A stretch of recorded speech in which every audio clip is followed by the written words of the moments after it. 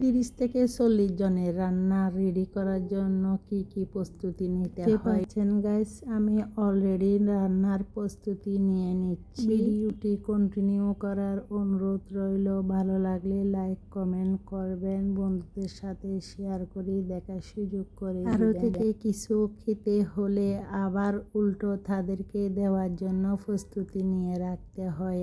এই দেখতে পাচ্ছেন আমার প্রস্তুতির সময় যে ডেক্সিতে আমাকে খাবার দিয়েছিল ওই ডেক্সিগুলি তো আমি খালি দিতে পারি না, এই জন্য আমার তো রান্না করতে হবে। দেখতে পাচ্ছেন আমি তো এই 20-30 জনের খাবারের জন্য আবার বাবুর্চি রাখা সম্ভব না হলো, দেখতে কেমন জানি মনে হবে, এই জন্য আমি নিজে রান্না করতেছি। দেখতে পাচ্ছেন রান্নাটা পুরোপুরি বাবুর্চির মতো হবে। আমি টিপসগুলি আপনাদের কাছে শেয়ার করব, আপনারা টিপসগুলি জেনে নিলে আপনাদের অনেক উপকারে আসবে। এই টিপসটা যদি আপনার জানা থাকে, কারো হেল্প ছাড়া আপনি এই সব রান্না করে একাই দিতে পারবেন ইনশাআল্লাহ।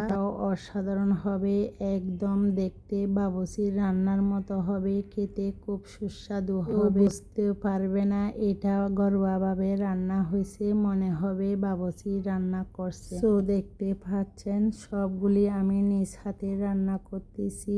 ঘিও একদম কম দিচ্ছি, কারণ ঘি দিলে অনেকে পছন্দ করেন, জাস্ট একটু স্মেল আসার জন্য দিচ্ছি, কারণ ঘিয়ের স্মেলটা খুব ভালো লাগে। আর দেখতে পাচ্ছেন কালারটা খুবই সুন্দর হয়েছে। আমি কি কি আইটেম দেব আপনাদের সাথে সব আইটেমগুলি শেয়ার করব।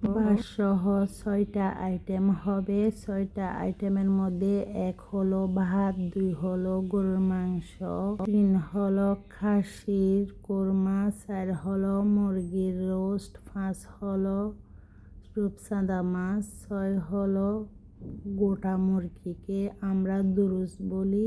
হতভম্ব হয়ে গেলেন এতগুলি রান্না কিভাবে করব? খুবই সহজ। আপনি যদি আমার টিপসটা জানেন তাহলে আপনার জন্য খুব সহজ হবে। তো মূল কথাতে আসা যাক, কিভাবে এই রান্নাগুলি আমি একদিনে শেষ করছি রাতের। এই রান্নাগুলি আমার 5টার আগে পৌঁছে দিতে হবে, কারণ এতগুলি রান্না তো ওরা খাবে না, বেশিরভাগ মানুষকে দিয়ে দিবে, আত্মীয় স্বজনকে, এই জন্য আমি 5টার মধ্যে পৌঁছে দিতে হবে। আমি কিভাবে এই রান্নাগুলি রেডি করছি টিপসটা বলছি, শুনুন তাহলে। বাজারগুলি একদিন আগে করে ফেলছি, করে সবগুলি পরিষ্কার করে আমি ফ্রিজে রেখে দিয়েছি। এরপর দিন ভোরে উঠে ফ্রিজ থেকে নামাই সবগুলি ভিজে দিয়ে আমি কাজ আরম্ভ করে দিয়েছি। এই ফাঁকে পেঁয়াজ, রসুন, বাদাম, নারকেল সবগুলি ব্লেন্ড করে ফেলছি। সবগুলি আপনার সামনে রেখে দিবেন যেন একটাও ভুল না হয়। যত রকমের মশলা দিতে হবে জানেন তো, কোরমার মধ্যে আলাদা সবকিছু লাগে। মিল্ক, নারকেল, বাদাম, কিশমিশ, তেজপাতা, গরম মশলা, গাছ, এলাচি সব সামনে রাখবেন। রস, টক দই। একটা জিনিস অবশ্যই মনে রাখবেন, কেওড়া জল দিতে হবে, না হয় শাহী ঘ্রাণটা আসবে না। কেওড়া জল দেওয়ার নিয়ম 1.5 কেজির মধ্যে 2 ফোঁটা, এইটা হিসেব করি অবশ্যই কেওড়া জল দিতে মনে রাখবেন। পেঁয়াজের বেরেস্তা যেগুলি করবেন ওগুলি একটা বড় থালির মধ্যে ছড়াই রাখবেন। বেরেস্তাগুলি আর নরম হবে না, মচমচা থাকবে। খাবারের উপর দিয়ে ছড়াই দিবেন, সুন্দর লাগবে। Tata, thank you.